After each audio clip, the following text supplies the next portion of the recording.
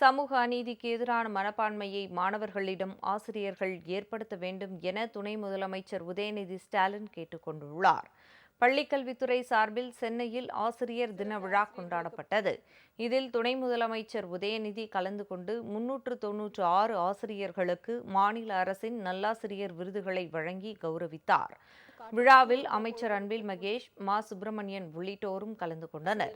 விழாவில் பேசிய துணை முதலமைச்சர், ஆசிரியர்களின் கோரிக்கைகளை முதலமைச்சர் நிச்சயம் நிறைவேற்றி தருவார் என குறிப்பிட்டார். ஆசிரியர்களை மதித்து போற்றக்கூடிய இயக்கம் திமுக என கூறிய அவர், பள்ளிக்கல்வியில் ஆசிரியர்கள் மேற்கொண்ட சிறப்பான பணியினால்தான் இந்தியாவிலேயே உயர்கல்வியில் தமிழகம் முதல் இடத்தில் இருப்பதாகவும் பெருமையுடன் குறிப்பிட்டார்.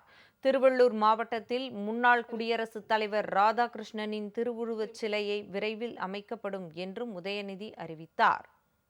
இன்றைய காலகட்டத்தில் சமூக அநீதிக்கு எதிரான மனப்பான்மையை மாணவர்களுக்கு நீங்க ஏற்படுத்தணும். சோசியல் ஜஸ்டிஸை மாணவர்களுக்கு நீங்க கத்துக் கொடுக்கணும், அறிவுறுத்தணும்.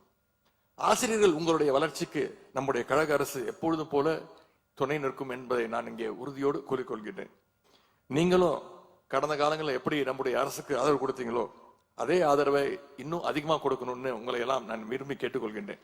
ஆசிரியராக இருந்து ஜனாதிபதியாக உயர்ந்த திரு டாக்டர் ராதாகிருஷ்ணன் அவர்களுக்கு நம்முடைய மாண்பு முதலமைச்சருடைய உத்தரவின்படி திருவள்ளூர் மாவட்டத்தில் திருவுருவச் சிலை அமைக்கின்ற பணி விரைவில் தொடங்கப்பட உள்ளது.